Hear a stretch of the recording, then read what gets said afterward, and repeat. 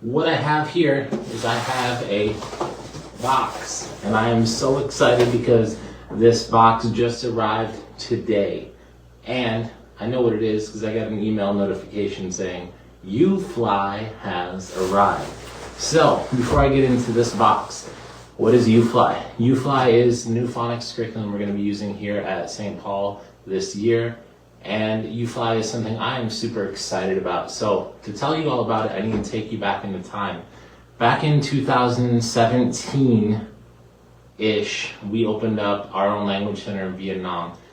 And I studied Jolly Phonics, and I became a certified phonics trainer. And I took the best things about Jolly Phonics, and I took the specific needs of my English language learners, and I put them together to create a very successful phonics program. I didn't know how successful, I didn't know how good it was, because I didn't have a lot of people to talk to over there in Vietnam, and I didn't know any academics over here. But during COVID, we actually flew halfway around the world. We came to America. We did a university tour. It was Hung, myself, Dennis, Jaja, Solomon was not born yet. And we drove from Michigan all the way down to Pensacola, Florida to visit Becca Home School.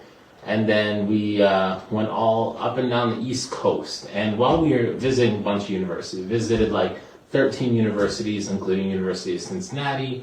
We drove by Vanderbilt. We visited, we were at Harvard. We just checked out a bunch of cool universities. And one of the big stops, I sent out an email to Dr. Holly Lane, and she's the creator of UFLI at the University of Florida Literacy Institute. She had not yet come out with this program, but at the time she was a very well-known name in the world of phonics and literacy, and she was someone that I was just fanboying all over. I just really wanted to meet her. I wanted to pick her brain. I wanted to learn from her. So I emailed her, took a chance, and said, hey, would you be willing to meet with me? And to my surprise, in the thick of COVID, we got to go visit her and her team in her office, and she showed me the very early beginnings of UFLI when they were currently piloting the program. And I said, you know, this looks very similar to kind of what I've thrown together and what I've created and what I've been perfecting in Vietnam. Would you mind taking a look? And at the time, I showed her the phonics program that we run at our language center. And she said, yeah, you know, that looks like you're on the right track. I think you're doing great things. You got most of the basic skills covered. Like, it looks really good.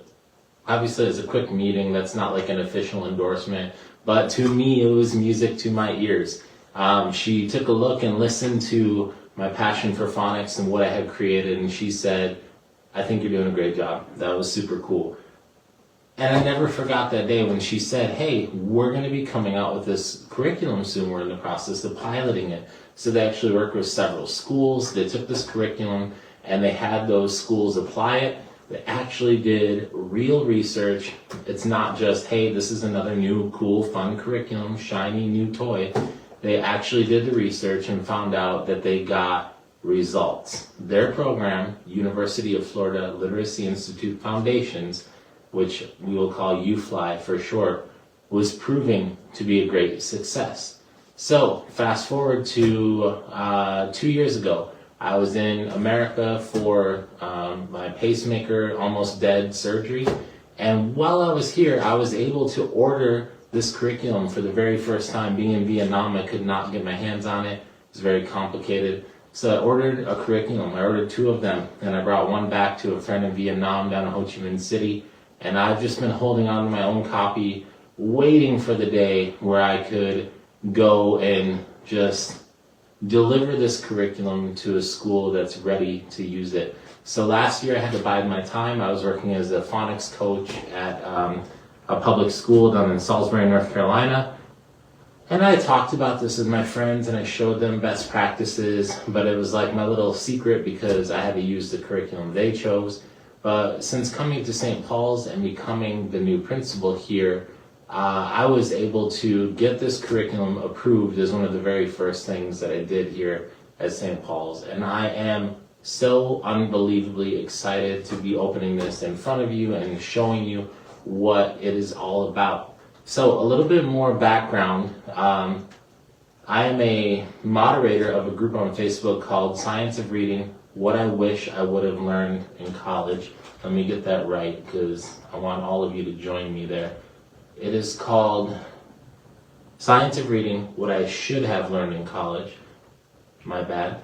And I'm a moderator there. I'm very lucky because the person who started it, Donna, hey, what's up, Donna, if you watch this, and a bunch of the other moderators are just absolutely brilliant people. They have way more degrees and much more knowledge and way more experience than I do. And they said, hey, you know what, Keith, we'd love to have you on our moderator team. So I'm humbled to be a part of that. And I have learned and continue to learn so much from them. So I told them recently, like, hey, I'm going to be bringing in UFLI, and they were just cheering me on. They're so excited to hear it. They can't wait to see the results we get. Also, Dr. Holly Lane is one of our moderators as well, and she's given me some words of encouragement as well. So, final thoughts before I open this up for all of you. This curriculum is amazing. One, not just because it is based on research and gets real results and is supported by so many great people and created by so many great people. This curriculum is amazing because it is not expensive. With shipping in the United States, it is $90 per manual. So that's about $70 for the manual. They charge about $20 for shipping. $90 out the door. And you think, well, what about all the resources that you also need to teach it? Well, actually, the vast majority of resources that you need to teach this curriculum are available on the UFLI Foundation's website for free. Free. So they've got these little decodable reader passages. They even made a document, like if you like decodable readers from other companies, other publishers, they've taken like maybe the 10 most popular decodable reader programs, and they made a document aligning those programs, those decodables, to their program. So in other words, when you're on this part of the UFLI program, that's when you can use this decodable. So it's super cool, just such a helpful document. Just about everything you need to run this program is available for free on their website, and that's not by mistake. They are very intentional. The team at UFLI, thank you so much, is very intentional about making this curriculum steeped in research and as affordable as possible, because it's not about making millions and billions of dollars. It's about teaching our kids to read. So with that being said, let's dig in. Oh, did you hear that? That was awesome. All right, let's see what we got. I know what we got, but I can't wait to look at it with you. It's going to be cool. So, listen to that box rip open.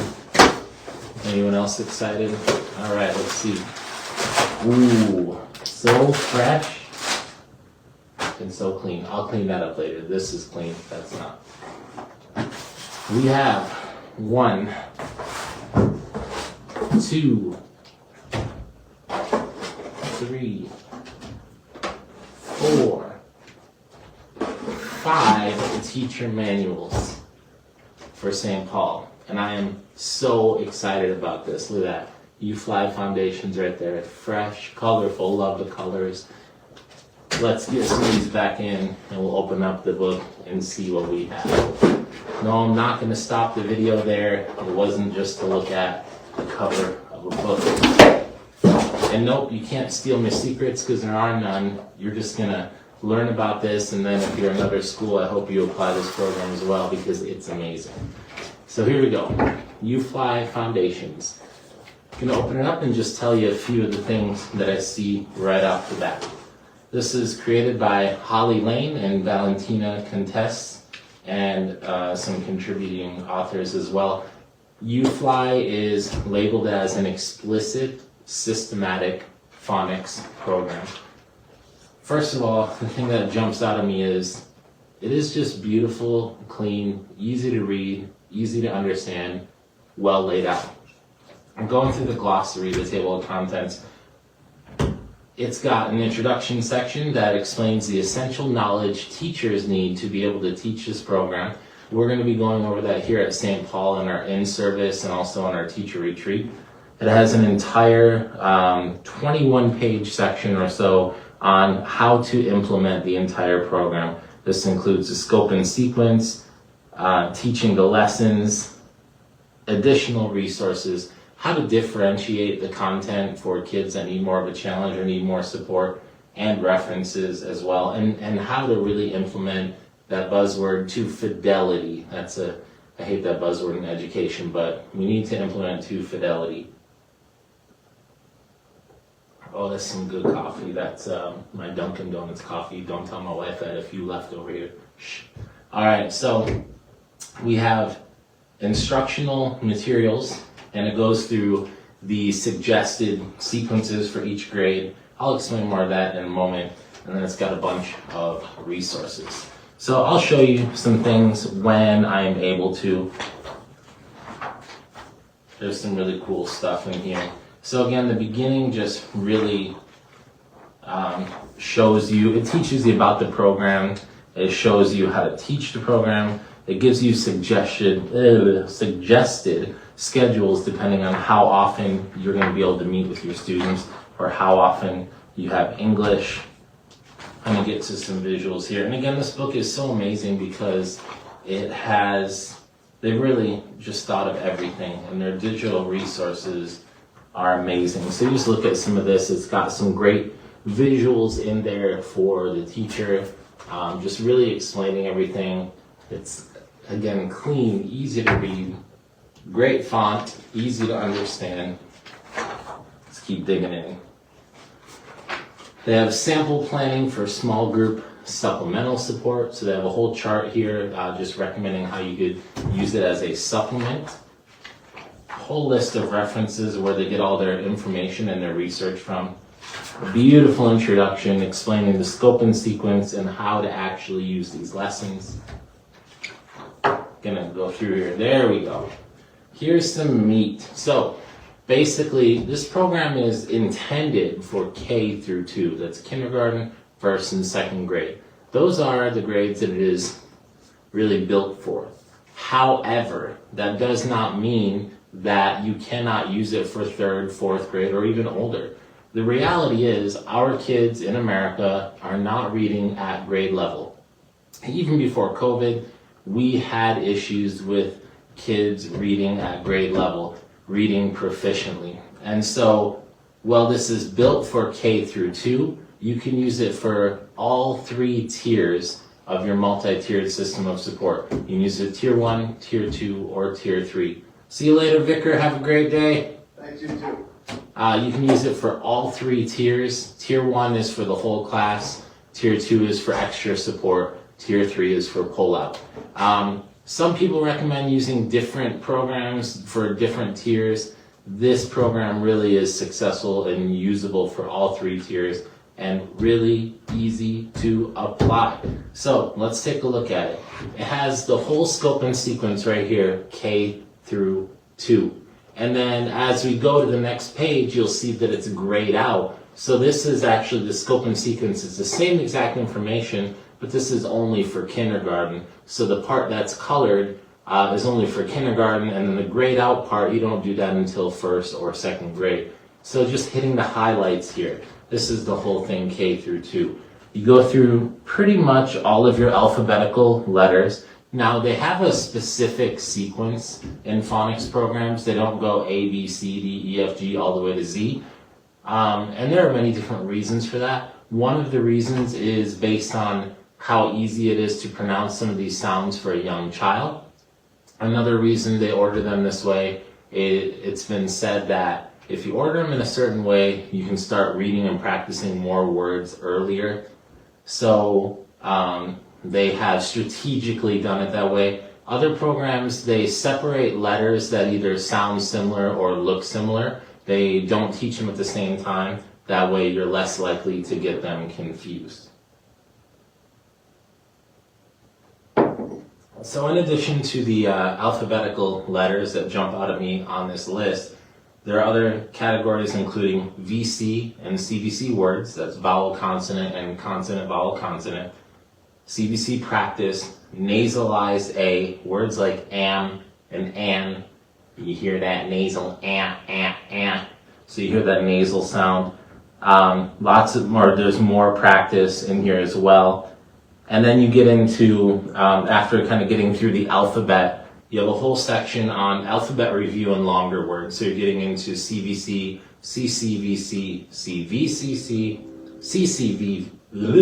CCVCC, and CCCVC. This section includes short vowel review, AIO, and then short AIO review, and then short UE review as well, and then reviewing all of them. I might have missed some vowels in there. There's too many letters here. Anyway, there's a whole section on reviewing your short vowels. After you review your alphabet and your short vowels, you get into a whole section on digraphs. This is the FLSZ spelling rule, the double F, double L, double S, double Z. I believe some people call that the floss rule. You also have all, like ALL, all, like OLL, and O, like ULL.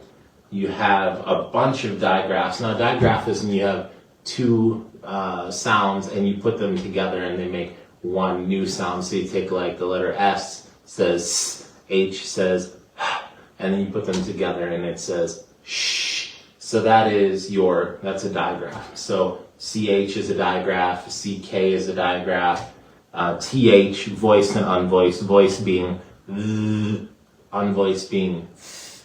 These are all digraphs. And so digraphs are a little harder, but the really nice thing about this program is, let me double check before I get too far ahead of myself, that's what I thought, they actually teach digraphs in kindergarten, which is awesome because some people think, oh, digraphs are too hard and we need to teach them later to the little kids because the little kids need to master the easy stuff before they get into the hard stuff. But thankfully, programs like Jolly Phonics even, and here with UFLI, they get into digraphs nice and early. It's unfortunate, really, if you think about it. When, like, my name is Keith, there's a TH digraph at the end of my name. Imagine me as a kindergartner asking about why my name is spelled or sounds the way it does, but not being able to learn the digraph in my own name. So it's really nice that they teach digraphs so early. So let's take a look at some other stuff here. I had a lot on my mind and I'm just trying to decide what I want to share. So after the digraphs, you get into VCE, or kind of like your magic E and the exceptions to that. You get into reading longer words, open and closed syllables. You get into spelling patterns at the end of words, R-controlled vowels, that's like AR, ER, IR, UR, OR, those are R-controlled vowels. Long vowel teams, other vowel teams, diphthongs, silent letters, suffixes and prefixes, suffix spelling changes, low frequency spellings, low frequency meaning spellings that are not all that common, and then additional affixes. So what I just shared with you, that's the whole K through 2 scope and sequence. So if you're looking at kindergarten, just going to take a quick look here.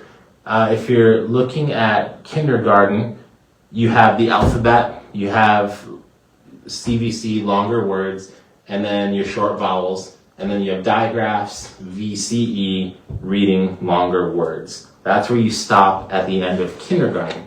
You get into first grade, after reading longer words, you get into ending spelling patterns, R-controlled vowels, long vowel teams, other vowel teams, diphthongs, silent letters, suffixes and prefixes, not all of them, only some of them. And then you get into a doubling rule, a couple different doubling rules, the drop the E at the end of the word rule, and the Y to I rule. Finally, when you finish up in second grade, you add the rest of the suffixes and prefixes, and then you add all of your low frequency spellings, and then you add your additional affixes. And that is the entire scope and sequence for UFLI Foundations, kindergarten to second grade. I am so excited to bring this in. Let me tell you, every single time I show this program to people, they're just like, oh my goodness, this looks incredible. It covers a lot. And when I show my friends in the industry, so to speak, hey, I finally got UFLI, we're going to be using it at my school. Every single person tells me, wait until you see the results. You will not believe it. Wait until you see the progress your kids make. Wait until you see all of your kids reading. And there's a group, I tagged it in my post on the St. Paul's Lutheran page for the school, and I tagged the group UFLI Foundations. If you go in there, there's testimonial after testimonial after testimonial of people who have been using UFLI and the amazing success they have seen with kids reading in their classroom. It is awesome. So just cannot wait to dig into this. There's one thing I want to say about this program, and it's one of the best aspects about it. When it comes to learning, you kind of have two areas. You have learn until mastery. That's learn everything until you've mastered it and then move on to the next topic, or you have interleaved practice. Interleaved practice is you learn a little bit and then you move on and you learn a little bit more, but strategically the review is woven back into your lesson. So this concept that you learned very early on, later it'll be strategically put in there for review, and then later it'll be strategically put in there for review again, and then put in there for review again. And so at the end of all of this, you'll have all the concepts and you'll have worked with a lot of the concepts, and you'll have pretty good mastery of them at the very end without moving too slowly. So that's really what I see as a major benefit of this style of curriculum. Oftentimes, or traditionally, I would say there's that letter of the week, and you learn like one letter a week in kindergarten. That is just too slow. That is just too slow. With this program, it moves along at a nice pace. Very, very important. Anyone out there who might be considering teaching it, you have to follow their time recommendations. If you do not follow your time recommendations, you will not complete this. So it's okay to move on, even though you as a teacher are kind of like, I don't feel like we're done with that concept yet, because it's going to come back later, because that's the way the curriculum is designed. That interleave practice is going to bring the review back strategically. This reminds me of, I wish I could remember what it's called, but there's a way to study flashcards. And it's also the way you study about this multiplication and division game for the boys. And what you do is, when you look at something, if it's super easy, you put it in this pile. And then you don't look at that pile again for a month because it was so easy. If you answer another one and you get it right, but it was a little bit difficult, you put it in that pile, and you'll see that question again next week, for example, if you're regularly using these flashcards. You look at another flashcard and you get it wrong, it's super hard, you put it in the third pile, and you're going to see that again in like 5 minutes later, until you move that card to one of the other piles. Spaced repetition. There we go. It's called spaced repetition. There's a lot of research behind it, and that's how you learn. So you put it in this pile, and then if it's super easy, you don't see it for a really long time. That's kind of how interleave practice works. They have strategically paced the curriculum to bring back concepts right before you're about to forget it, or right when you need it again. And you'll see a concept again that you saw earlier, and you'll be familiar with it, and you'll get a lot more practice. It is not as boring because the pace is really nice, it's fast, and it's also not as boring because you're not just doing the same exact concept over and over and over until you finally master it. You're doing it a little bit, doing it a little bit, doing it a little bit until you don't even think about it, but you mastered it. So that's the style of the curriculum.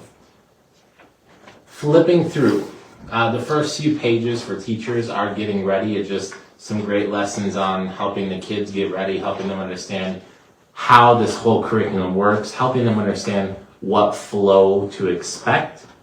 And then it gets into the lessons. So before I jump into that, I'm going to hop on Facebook real quick. I'm going to multitask here. I'm going to switch over to my St. Paul's page, see if anyone's watching. If you're with me here, If you've just joined, I'm talking about the UFLI Phonics Curriculum, UFLI Foundations that we're bringing to St. Paul's this year.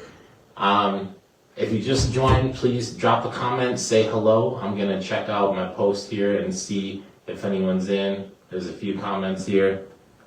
Let's see what we got. If I can, I gotta figure out how to use this thing.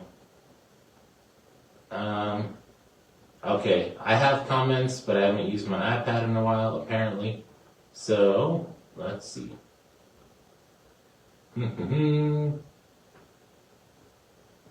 gonna shut Facebook real quick, and I'm gonna hop back in. So, let's see here. Okay, my family's watching. Hello, family. My son Dennis and my wife Lynn are watching. That's exciting.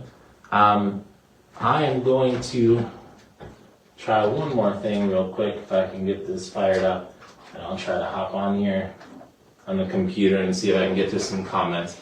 So what I'm going to do next is I'm going to talk about the actual lessons and kind of like how I'm going to be working with the teachers with this curriculum. With the curriculum, I'm just trying to kill some time while waiting for the computer. It is super well laid out. I'm going to go over like one of the lessons as an example in a minute. But as you flip through this, I mean, it has everything you need, all the list of words, all the explanations, instructional notes. Like, it is wild. It is so super cool. And then it has a lot of extras in the back that I'm going to go over with you in a moment as well. So while I'm waiting for the computer to fire up, apparently I'm 9% there, I would love if you could drop some questions in the comments if anybody has any. Oh, Vicar says, I hope you're having a good day. Mrs. Pierce, what's up, Mrs. Pierce? #1 St. Paul's fan. Mrs. Pierce sent me an email very early on to welcome me to St. Paul's. She was our very first YouTube commenter. Thank you for that. We do have a YouTube channel. Get over there and subscribe. She's been amazing, super amazing. I cannot wait to teach and work with your granddaughter, Mrs. Pierce. That's exciting. Anil, what's up, Mr. Seeley? Good to hear from you. Anil is not only a wonderful parent here at St. Paul, but he's now a great friend. I love spending time with him and Darius. If anyone ever wants to hang out with Darius, give that boy some ice cream. He will be your friend forever. And my son Dennis says, hey, what's up? So I really appreciate you guys tuning in and watching. Please do share this post as well, because it's going to be lots of good information. All right, so I finally figured out how to find the comments. I'm going to stop messing around on my iPad now, and I'm going to explain more of the program. So I'm going to flip just a random lesson so we can get to something a little more detailed. So we're looking at the letter H, the grapheme H, the sound H, phoneme.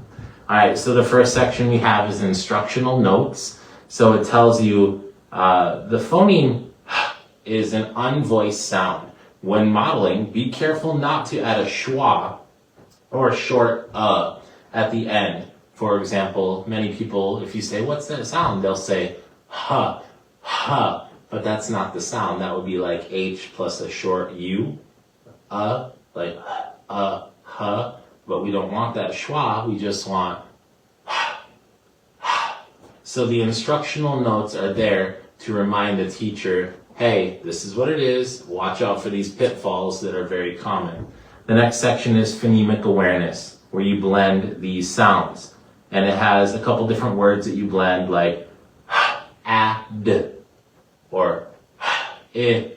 And then you have words that you segment, so you say the word like hug, and the students have to segment it into g.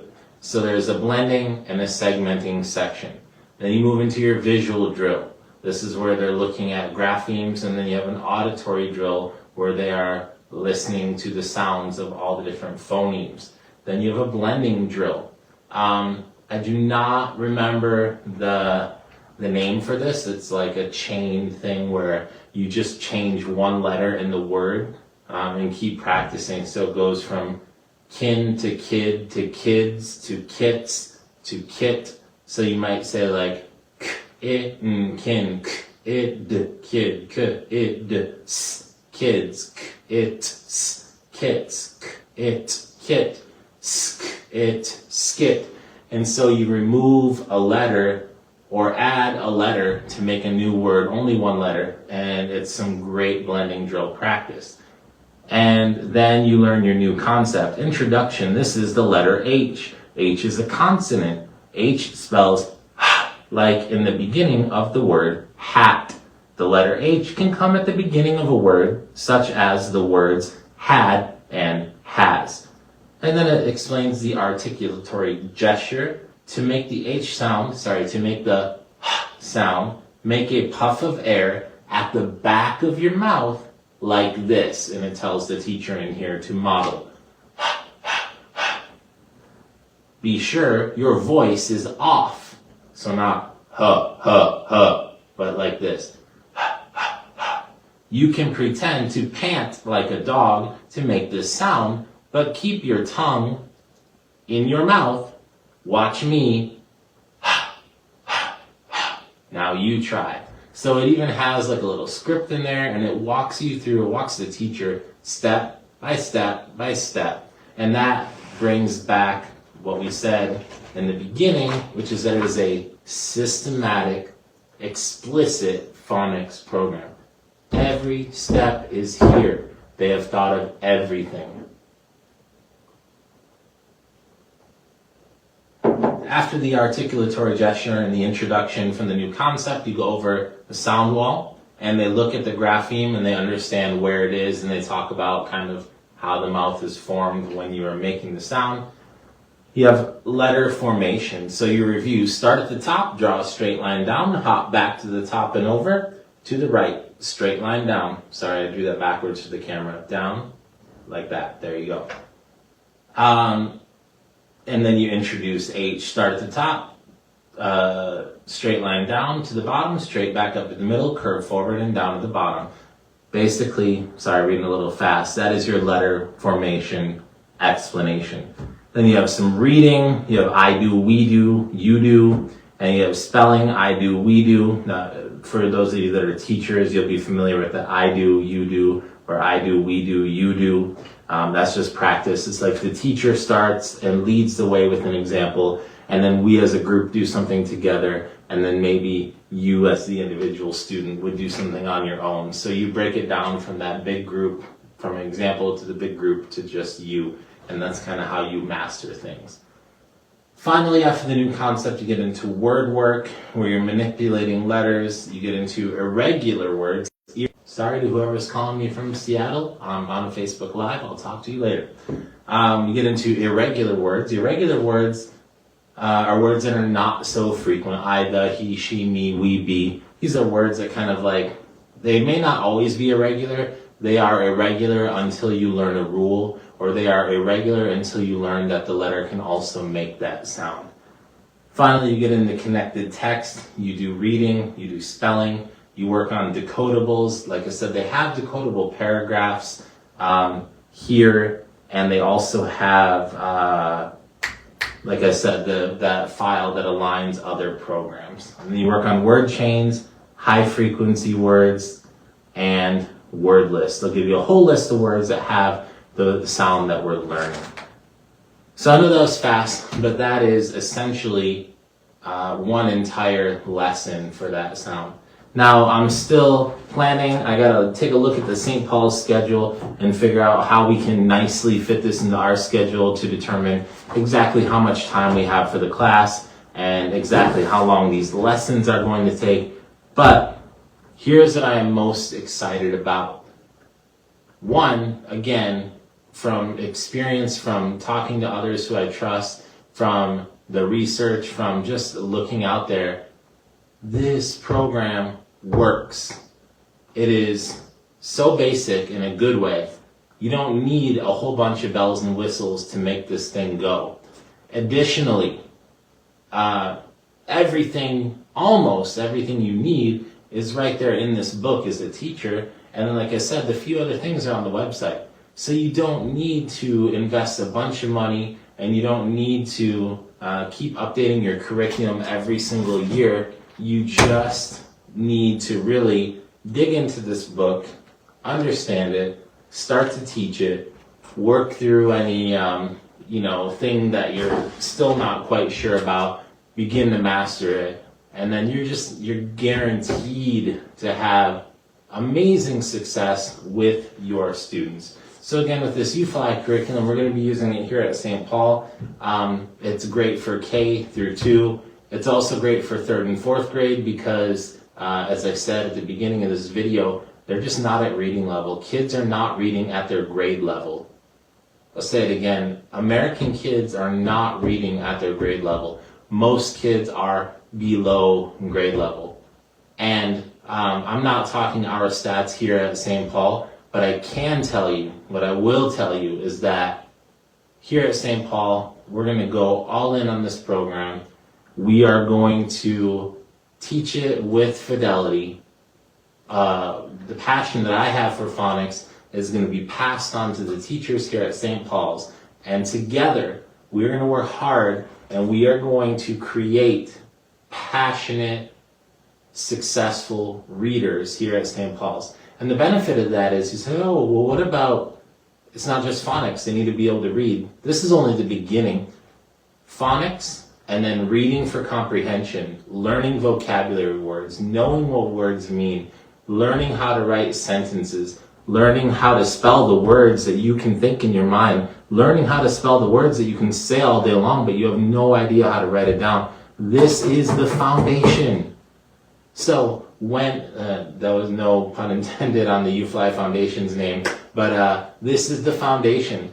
When you master we'll talk in another video about the reading rope, okay? When you master the reading rope, and one rope is phonics and the other rope is like reading comprehension, and when you put those two skills together, that is when you have a skilled reader. If you have a kid that's just super good at phonics, but they don't know what the words mean, they're not a skilled reader. But if you have a kid who knows the entire encyclopedia and has everything memorized, but doesn't actually know how to break words down and read them and attempt to read words they've never seen before, then they are not a skilled reader. So here at St. Paul's, with the help of UFLI leading the way, we as a group of teachers are going to make a whole building of skilled readers. So if anyone has any questions at all and you're watching this video, please leave a comment. I'll answer any questions on the post. Please shoot me an email, ktacey, that's the letter K, Tacey, at stpaulsk8.org.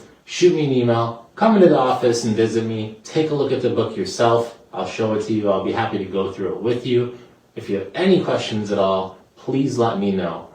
When this video gets up on Facebook, I will do my best to download it and also upload it to YouTube, so we have an archive there as well.